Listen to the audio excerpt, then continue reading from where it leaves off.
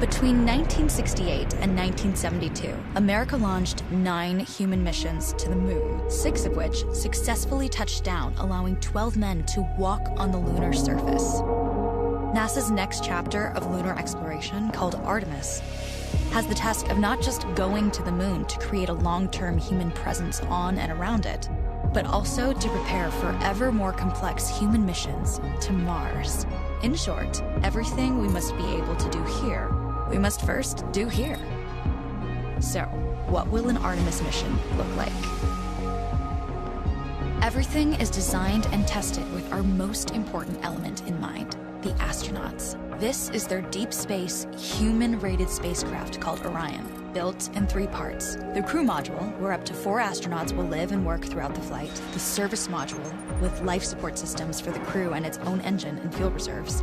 And a launch abort system, with engines capable of pulling the crew module to safety during launch should anything go wrong.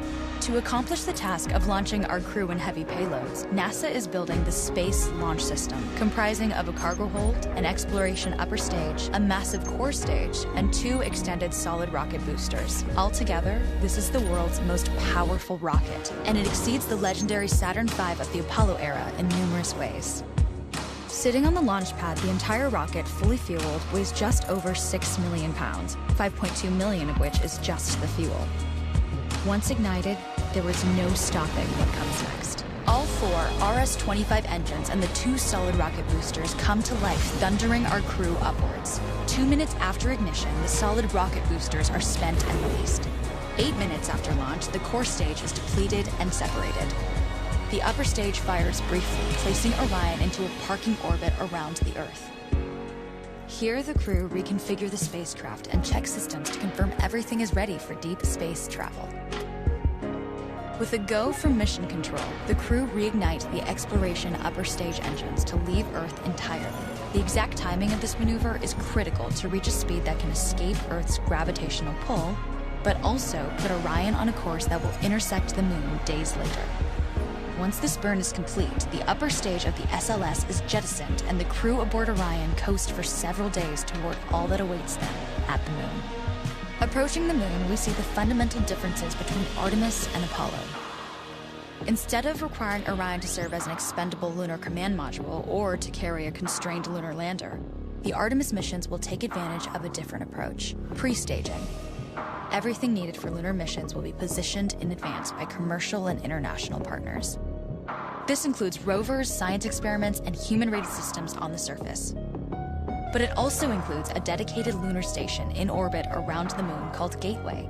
Here at this station, we can pre-stage a robust lunar lander and establish a strong communications relay. Designed with open standards, the Gateway can be expanded as new missions and partnerships develop, allowing multiple human missions on the moon at the same time and enabling ongoing science to be conducted even between human missions. The Gateway is also capable of adjusting its orbit to allow access to every part of the moon, something the Apollo missions could not do. But the real key in this approach is placing Gateway in a unique halo orbit to perfect the maneuvers needed for Mars missions. And with the growing list of commercial and international opportunities, Gateway is the ideal hub between Earth and all that lies beyond.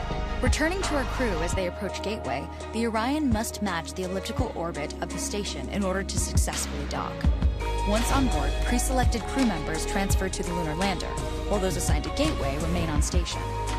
The lunar lander system itself is built for 3 unique steps: descending from the halo orbit of Gateway down to a low lunar orbit, descending from low lunar orbit to the surface, and once the lunar mission is complete, launching from the surface of the moon and ascending all the way back to the orbiting Gateway.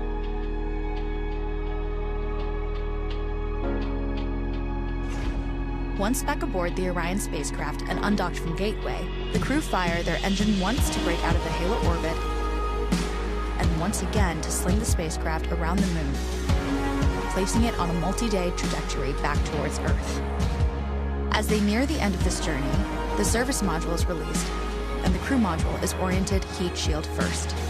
Entering Earth's atmosphere at 25,000 miles per hour, the friction of air slows Orion considerably, while also subjecting it to temperatures of 5,000 degrees. With the Orion now at just 300 miles per hour, a series of parachutes uniquely tested and produced for this moment deploy, decelerating the craft to just 20 miles per hour for splashdown.